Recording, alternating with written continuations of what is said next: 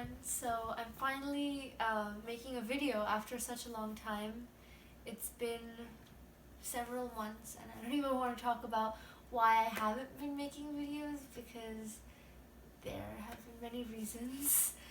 So I hope you're all doing well, and today's video isn't going to be one of those book reviews where I just talk about a book and if I like it or if I don't like it. It's more of a discussion, and if you have read this particular book that I'm talking about, I would like to hear your thoughts on it, and also anything else that you may have been reading. So this is a book that I recently finished, and after I finished this book, I literally couldn't think about anything else, so that's why I couldn't read anything else. I was rereading it when I should have been reading other things. And this book is Magic for Marigold by Lucy Maud Montgomery, and you might not know this, but I've been obsessed with Lucy Maud Montgomery's writing ever since I read Anne of Green Gables last year in 2019. It was the first ever book I read by Lucy Maud Montgomery, and then I also read Story Girl, both of which I have reviewed on my channel, so you can watch both of them before watching this video if you want to.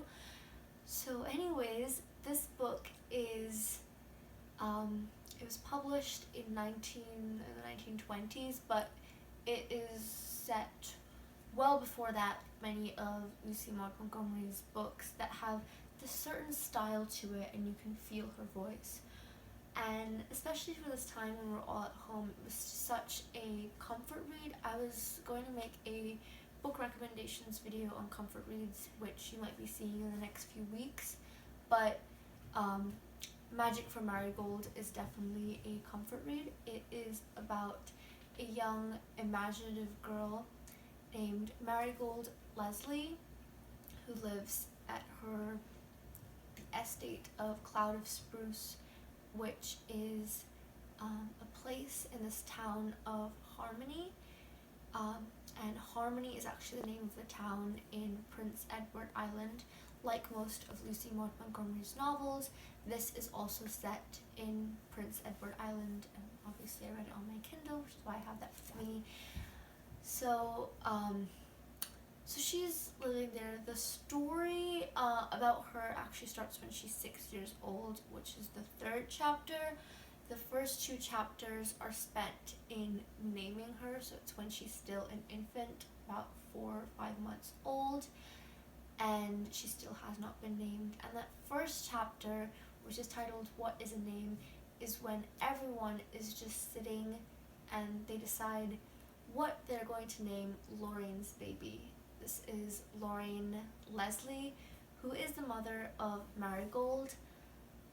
And Marigold's father has recently died a few weeks ago, so once all of that is done and they've dealt with it, they sit down to name her baby because she hasn't been named for a long time. And everyone has such superstitions about certain names and why a girl shouldn't be named certain names. And through that you have all of these thoughts and everything. So eventually she's named Marigold, which is a name her mother actually wanted for her, but she's named after this person who later on becomes Aunt Marigold, because Aunt Marigold marries someone in her family who never wanted to actually marry someone. So it's interesting how it all worked out. So then obviously the plot moves forward 6 years when Marigold is a 6-year-old girl. I have to say that in every chapter something different happens, because when Lucy Maud Montgomery was first writing this, she was writing this as different short stories about a character of Marigold. They're all linked, so you could say it's a novel, it is, but it's an expansion of 4 linked short stories. Once she had written these short stories, she decided to go forward with it and write a novel, as from what I know. So now when Marigold is 6 years old, there is so much that she has to think about, because this world is just so wonderful around her, and it's when we really start to see Marigold as a character develop, because obviously old grandmother's 98th birthday is celebrated here, and then it's just about what Marigold is doing, and she has these dreams of the hidden land. I also love how beautifully everything is described. I feel like nature is just another character in the story, but not quite, and it's symbolic of Marigold's emotions. I think throughout the book, whenever she is upset or fearful about something, nature becomes like that, and everything is just stormy wind, rather than being so colorful and full of life. And then she's just friends with life again and has come back to her true self, then everything becomes how wonderful it once was. So that's definitely a symbol to consider, and I was considering that when I was reading this book. And then there is a chapter which comes back later when she goes to visit her Uncle Paul and Aunt Flora.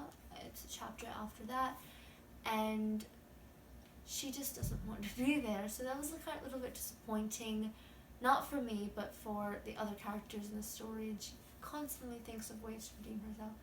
One of the things I love about reading such classics that aren't so talked about, just classics in general, is that we have so many ideas of them, that people did these things in the past, but really it's just our perceptions of how it was, and it's a lot more different than that, because people are really the same. People don't really change that much. It's the society that changes, and a lot of it was the same. They may not have been as technologically as advanced as we was in terms of all the technical things, but in terms of everything else, things have just remained the same. So again, back to the story, another really important thing is old grandmother's death. It happens quite early on in the story because she's very old, and that really influences Marigold's life, because it's not that she's really upset about it. Of course she had to die, but old grandmother, whatever she had told Marigold in the 6-7 years spent with her, stays with her throughout her life. And we see that in the book, that sometimes she doesn't want to tell others about what she's feeling because old grandmother would think of her a certain way, and everything she's been told by her. There's this night where they sit by the orchards, was old grandmother's last night, and there's just so many stories. It's like a story within a story about the Lesley clan. I also loved the chapter about Christmas when her young grandmother, now who's just called grandmother, there's this quote where she says, "Marigold, do you think you can ever go into a room without thinking that everyone's staring at you?" And I think it's really nice because she was thinking of that, and it's really nice to see how her grandmother is thinking of certain ways with her.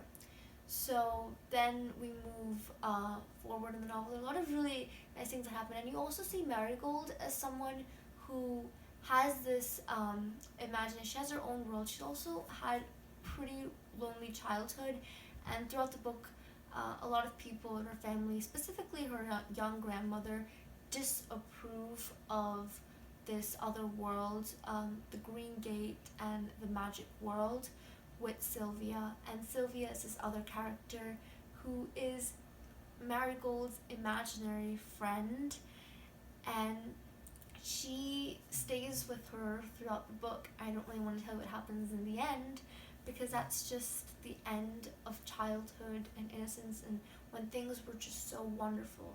There's always a new kind of magic throughout the book, and I really like that about it. But Sylvia's alluring company was just enough for Marigold that kind of overtook everything.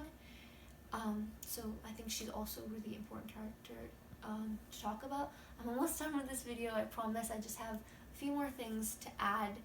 I also love the trips where Marigold was going with her aunts. It was towards the end, the last few chapters, and about all these things.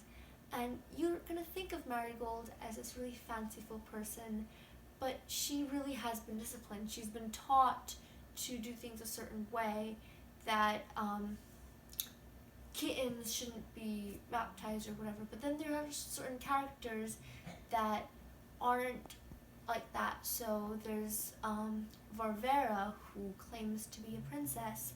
In one of the chapters, Marigold spends just a day with, but they learn how sometimes it's fun to engage in certain activities, but sometimes you just want to be alone and don't really want to just have the most fun, because you want to do things your own way sometimes.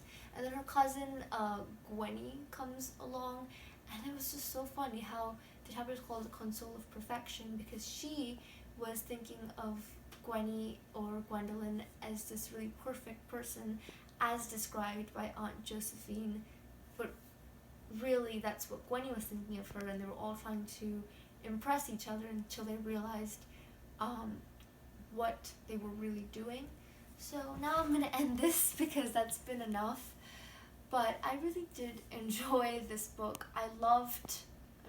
The last chapter was her chrism of womanhood, and you really see things starting to change. There's a hint at a future for Marigold where there are so many possibilities, and I love the ending as well as the beginning. I have to say the last chapter isn't one of my favorites, but I loved it so much, and it just made me cry. And one of the things I really liked about this book was how, just the simplicity of it, and how everything was just so wonderful. And I probably couldn't talk about all the chapters. If I could, I would, but I just really enjoyed all the characters, even the minor characters who don't play as much as a role, like the minister, Mr. Thompson. So that's gonna be it for this video. I hope you are having an amazing day. Let me know about what you're reading. I think my next video is gonna be on how to write a short story, since I've been writing so many of them. And I would like to make a whole video on all of Lucy Maud Montgomery's books, because I love her writing and she's my kindred spirit, and I feel like her writing style is very much like my own. So that's going to be it for this video, and I will see you next time. Bye!